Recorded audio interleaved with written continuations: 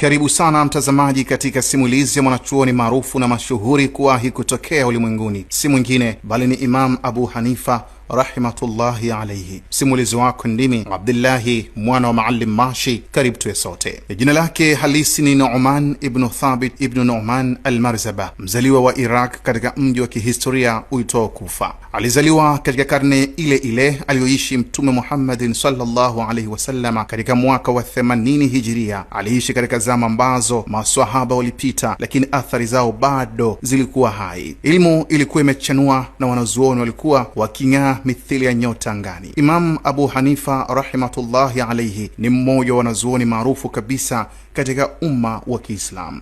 Ni yeye ndiye anayenasibishwa na madhhab ya Hanafi. Ni miongoni mwa wanachuoni wachache katika zama zake ambaye hakutoka katika familia za Kiarabu.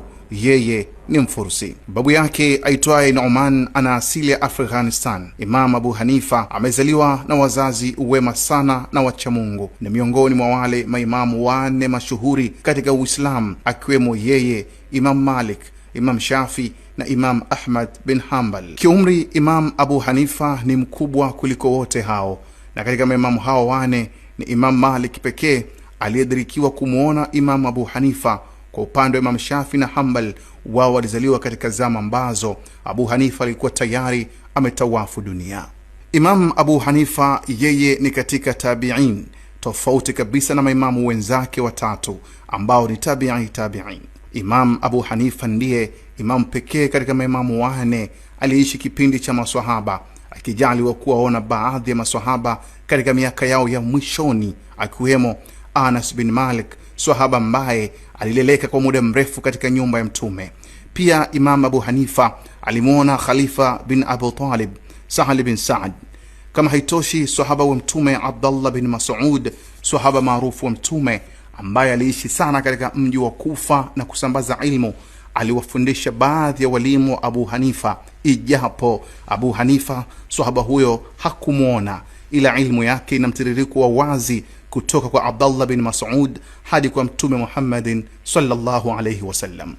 Moja katika sifa za Imam Abu Hanifa, alijulikana sana kwa maarifa yake mengi na nguvu ya hoja zake. Shule yake ya ilmu ya sheria ilienea katika sehemu nyingi za ulimwengu wa Kiislamu kama vile Iraq, Levant, Uturuki, Pakistan, Afghanistan na nchi zingine za Kiislamu. Elimu yake ilikuwa shule ya sheria iliyofuatwa katika milki ya Ottoman.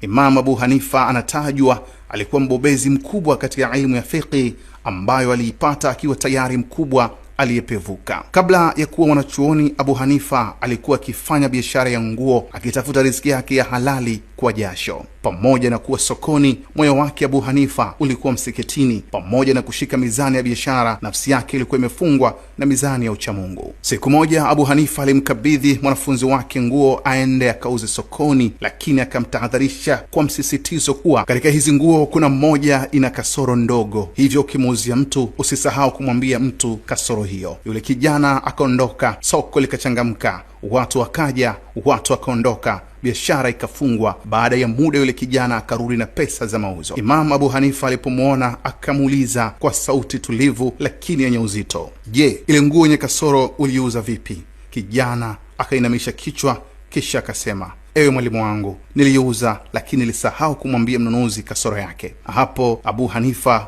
uso wake ulibadilika, hakutulia tena kuwa na uhakika na ile pesa. Akamuuliza, "Je, unamfahamu huyo mnunuzi?" Jibu likawa hapana. Hapo ndipo Abu Hanifa akasema maneno ambayo mpaka hii leo yanatufundisha maana ya uchamungu wa kweli. Imam Abu Hanifa akasema, "Pesa yenye shaka ni kheri isiingie tumboni mwangu." Akachukua pesa zote za mauzo yake siku hiyo akazitoa sadaka. Hakusema kosa si langu, hakusema kijana wangu amekosea, yeye sio mimi, hakusema. Ni wazi Imamu alijua uchamungu hauna visingizio. Swali ni kwako, je, katika kazi zetu au biashara zetu tungaliweza kufanya kama Imam Abu Hanifa?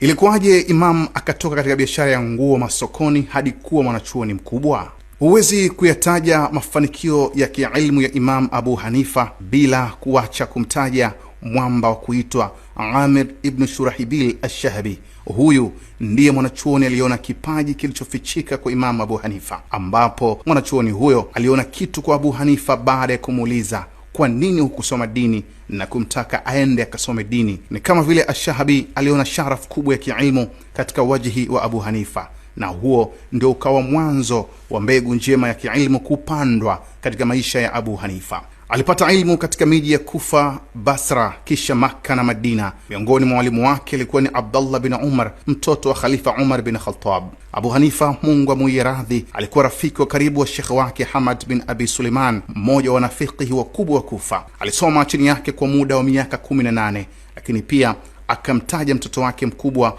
Hamad kwa jina la mwalimu wake. Mara kwa mara Imam Abu Hanifa alisafiri kwenda kuzuru nyumba takatifu ya Mwenyezi Mungu kwa ajili ya hija. Inatajwa kuwa katika uhai wake Abu Hanifa alihiji mara 55. Imamu huyu alijaliwa kuoa na akafanikiwa kupata mtoto mmoja aitwaye Hamad, ijapo zipo riwaya nyingine zinasema alikuwa na watoto wawili, wa kike na wa kiume, na wa kike ndiye Hanifa. Pamoja na kujikusanyia ilmu nyingi na umaarufu kutokana na ilmu na uchamungu wake, Imamu Abu Hanifa alibakia kuwa mnyenyekevu na mwenye msimamo usioterereka. Katika mwaka wa 146 Hijria, Khalifa Mansur alimteua Abu Hanifa awe kadhi, lakini Abu Hanifa alikataa, akitoa hoja kuwa nafasi hiyo ni nzito kuliko uwezo wake. Jibu hilo lilimkasirisha sana Mansur, hali iliyopelekea kumwambia Abu Hanifa, wewe ni muongo.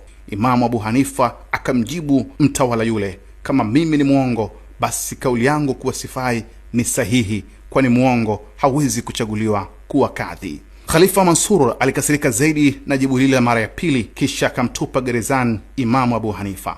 Hata hivyo, kutokana na vilio vya watu wengi kukosa matunda ya kiilmu kwake, ilibidi Khalifa Mansur aruhusu Imamu Abu Hanifa aendelee kudarisisha huko gerezani. Watu walimiminika maelfu kwa mamia kukimbilia kupata faida ya Imamu Abu Hanifa. Ndipo Khalifa Mansur alivyoona watu wanazidi kufurika jela kuhudhuria darsa, alimpa sumu Abu Hanifa, akafa katika mwezi wa Rajab 150 Hijria. Abu Hanifa al-Nu'man, ambapo kila mtu wa karibu na wa mbali alishuhudia uongozi wake katika fiqhi na baada yake watu wakawa wanamtegemea, alikufa gerezani akiwa amesujudu, akiwa na umri wa miaka 70, na akazikwa kwenye makaburi ya Khayzurang, tawi la Hamado huko Iraq. Jeneza lake liliswaliwa mara 6 na kila mara watu zaidi ya 50,000 walisimama kumswalia, na hata baada ya kuzikwa watu toka sehemu mbalimbali duniani walifurika kuja kuswali swala janaiz. Huyo ndiye Imam Abu Hanifa, mwanachuoni tajwa na tajika